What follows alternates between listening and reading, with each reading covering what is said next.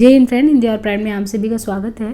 Friends, UGC net paper 2 में जो unit 3 है साहित्य शास्त्र से संबंधित यूनिट, उसमें आज हम टॉपिक करने वाले हैं काव्य प्रयोजन संबंधी टॉपिक। तो यहाँ पे देखिए, सबसे पहले काव्य प्रयोजन के बारे में दिया है कि प्रयोजन का मतलब क्या होता है ना। तो प्रयोजन का अर्थ होता है उद्देश्य। काव्य रचना के उद्देश्य अर्थात उससे प्राप्त होने वाले लाभ को हम क्या कहते हैं? काव्य प्रयोजन कहते हैं। संस्कृत आचार्यों के अनुसार काव्य प्रयोजन के बारे में बात करें तो भरत मुनि जो है, आचार्य भरत मुनि, ये काव्य प्रयोजन के संबंध में कहते हैं कि जो काव्य प्रयोजन है वो धर्म, यश, आयु, साधक, हितकर, बुद्धिवर्धक और लोक उपदेश, यानी एक स्थान पर इन्होंने पीड़ित मनुष्य को विश्रांति करना भी, अगर एक स्थान पर पीड़ित मनुष्य है उसको विश्रांति करना भी काव्य का एक प्रयोजन ही माना है। तो भरत मुनि के अकॉर्डिंग देखें तो धर्म, यश, आयु, साधक, हितकर, बुद्धिवर्धक और लोक उपदेश, एक स्थान पर इन्होंने पीड़ित मनुष्य को विश्रांति करना भी काव्य का एक प्रयोजन माना। ये भरत मुनि के अनुसार है। सेकंड है भामा। भामा कहते हैं कि पुरुषार्थ चतुष्टय, पुरुषार्थ चतुष्टय में धर्म, अर्थ, काम, मोक्ष, धर्म, अर्थ, काम, मोक्ष, कीर्ति, प्रीति और समस्त कलाओं का जो ज्ञान होता है वो काव्य प्रयोजन के अंतर्गत आता है। तो ये भामा का कहना है, धर्म, अर्थ, काम, मोक्ष, कीर्ति, प्रीति और समस्त कलाओं का ज्ञान भामा के अनुसार काव्य प्रयोजन है। दंडी के अकॉर्डिंग देखें तो काव्य प्रयोजन का अज्ञान अंधकार को नष्ट करना, यानी अज्ञानता जो होती है उसके अंधकार को यदि नष्ट करें तो ये जो है काव्य का प्रयोजन अज्ञान अंधकार को नष्ट करके ज्ञान ज्योति का प्रसार करना। लोक व्युत्पत्ति के संदर्भ में यदि देखें तो ये क्या है? ये काव्य प्रयोजन है। दूसरा देखें कि वामन। वामन कहते हैं कि कीर्ति, प्रीति, हेतुत्वात्, यानी कीर्ति और प्रीति जो है वामन के अनुसार क्या होता है? वो कीर्ति और प्रीति जो है काव्य प्रयोजन के तहत आएगा। रुद्रट के अकॉर्डिंग देखें तो पुरुषार्थ चतुष्टय में कीर्ति, अनर्थ का शमन, विपत्ति निवारण, रोग मुक्ति और अभिमत वर्ग की जो प्राप्ति होती है। रुद्रट के अनुसार पुरुषार्थ चतुष्टय में कीर्ति, अनर्थ का शमन, विपत्ति निवारण, रोग मुक्ति और अभिमत वर्ग की जो प्राप्ति होती है वो क्या होता है? काव्य प्रयोजन होता है। देखिए यहाँ पे आनंद वर्धन के अकॉर्डिंग जो परिभाषा दी गई है कि काव्य प्रयोजन क्या है, तो विनय नोमुखीकरण, विनय उन्मुखीकरण ये और प्रीति, ये आनंद वर्धन के अनुसार है।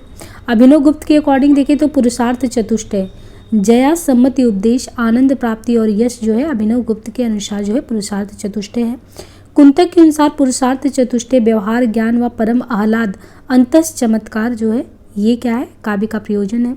महिम भट्ट के अकॉर्डिंग देखें तो रसमय सदुपदेश, परम आह्लाद, महिम भट्ट के अनुसार रसमय सदुपदेश, परम आह्लाद ये भी क्या है? ये भी काव्य का प्रयोजन है। और भोजराज के अकॉर्डिंग कीर्ति और प्रीति, यानी भोजराज कहते हैं कि कीर्ति और प्रीति जो है ये क्या है? काव्य प्रयोजन के तहत आता है। मम्मट कवि के अनुसार काव्यम यशस अर्थ कृते व्यवहार विदे शिवोत रक्षते सद्य पर निर्वर्ते कांता सम्मति तयो पदे युजे, यश प्राप्ति, अर्थ प्राप्ति, व्यवहार ज्ञान, शिवेतर, शिवेतर रोग नाश, परमानंद की प्राप्ति, रसास्वाद और कांता सम्मति, स्त्री की तरह कोमल उपदेश, ये मम्मट के अनुसार क्या है? काव्य प्रयोजन के तहत आता है। हिंदी के कवि और विद्वान के अनुसार काव्य प्रयोजन क्या है? तो कबीरदास कहते हैं कि तुम जिन जानो गीत है या निज ब्रह्म विचार। तो कबीरदास के अनुसार काव्य प्रयोजन क्या है? तुम जिन जानो गीत है यह निज ब्रह्म विचार। जायसी के अनुसार देखिए काव्य प्रयोजन है औमन जानी कबित अस्कीना, मकुया रहे जगत में हसीना, धनी सोई जस कीरत जासु, फूल मरे पे मरे ना बाशु। तो फूल मरे पर मरे ना बाशु। तुलसीदास के अकॉर्डिंग देखें तो वो कहते हैं कि कीरत भनित भूत भल सोई, सुरसरी सम सब कर हित होई। स्वांता सुखाय भी माना था किंतु सबका हित करने वाला, तो तुलसीदास के अकॉर्डिंग ये हुआ। कुलपति मिश्र कहते हैं कि जस संपत्ति आनंद अति दुर्तन डारे को ही, होत कभी ते चतुराई जगत राम बश होई। देव के अनुसार देखें तो देव कवि क्या कहते हैं? राहत घर ना वर धाम तन तनुवर सरवर कूप, जस शरीर जग में अमर भव्य काव रस रूप। तो ये देव के अनुसार। सोमनाथ कवि के अनुसार है कीरति बित विनोद अरु अति मंगल को देती, करे भला उपदेश नित वह कवित चित चेती। ये सोमनाथ के द्वारा जो परिभाषा दिया गया है। भिखारी दास के अनुसार जो परिभाषा दिया गया है काव्य प्रयोजन के संबंध में। एक लहे तब पुंज के फल ज्यो तुलसी, अरसुर गोसाई एक लहे बहु संपत्ति केसो, भूषण ज्यो बरबीर बढ़ाई, एकन को जस ही जो प्रयोजन रसखान रहीम किनाई, दास कभी तन की चर्चा बुद्धिवतन को सुख दे सब ठाई। भारतेंदु हरिश्चंद्र कहते हैं कि आनंद की अनुभूति और लोक हित की भावना जो होती है, तो हरिश्चंद्र के अकॉर्डिंग आनंद की अनुभूति और लोक हित की भावना जो है, महावीर प्रसाद द्विवेदी के अनुसार ज्ञान का विस्तार और आनंद की जो अनुभूति है, तो महावीर प्रसाद द्विवेदी कहते हैं कि ज्ञान का विस्तार और आनंद की अनुभूति ये उनके अनुसार है। हरियोत के अनुसार आनंदा अनुभूति यानी आनंद की जो अनुभूति है, यही एक होता है कि काव्य का उद्देश्य होता है। मैथिली शरण गुप्त कहते हैं कि केवल मनोरंजन न कवि का कर्म होना चाहिए, उसमें उचित उपदेश का भी मर्म होना चाहिए, ऐसा मैथिली शरण गुप्त के अनुसार है।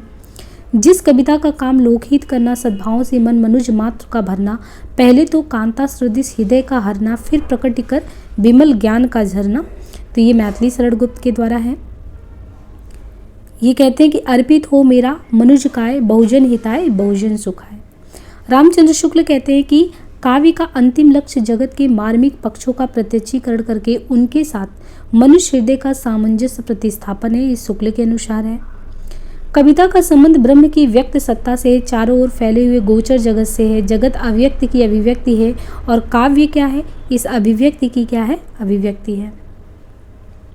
अब यहाँ पे देखिए जयशंकर प्रसाद कहते हैं कि मनोरंजन और शिक्षा, मतलब कि काव्य का प्रयोजन क्या है, तो प्रसाद के अकॉर्डिंग मनोरंजन और शिक्षा। सुमित्रा नंदन पंत के अनुसार स्वांता सुखाय और लोकहित। महादेवी वर्मा के अनुसार देखें तो मानव हृदय में समाज के प्रति जो विश्वास उत्पन्न करना, यही होता है काव्य का प्रयोजन। हजारी प्रसाद द्विवेदी के अनुसार मानव कल्याण यानी मानव का जो कल्याण है वो क्या है, काव्य का उद्देश्य होता है। नंद दुलारे वाजपेयी के अनुसार आत्मानुभूति यानी आत्मा की अनुभूति जो है वो होता है। डॉक्टर नगेन के अनुसार आत्माभिव्यक्ति और बाबू गुलाब राय के अनुसार आत्मा विस्तार। तो महावीर प्रसाद द्विवेदी का मानना है कि साहित्य में जो शक्ति छिपी रहती है वह तोप, तलवार और बम के गोलों में भी नहीं पाई जाती।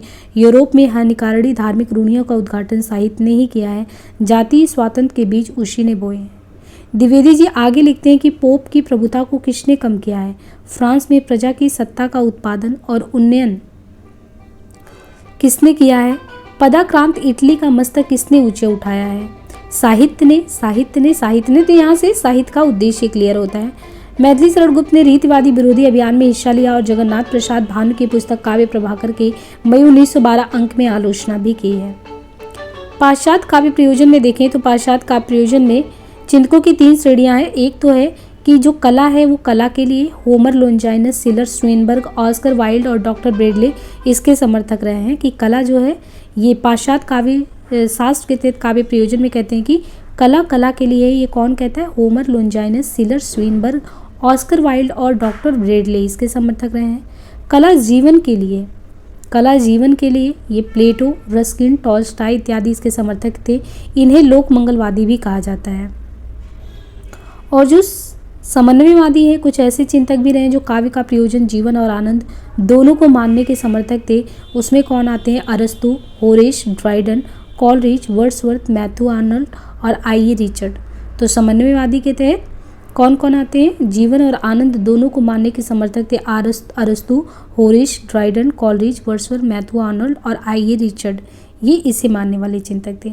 अब यहाँ से जो है आपका टॉपिक ये समाप्त होता है। अब जो नेक्स्ट टॉपिक शुरू होगा वो रस संप्रदाय से संबंधित टॉपिक शुरू होगा, तो हम उससे करते हैं नेक्स्ट पार्ट में। आज के लिए इतना ही, धन्यवाद।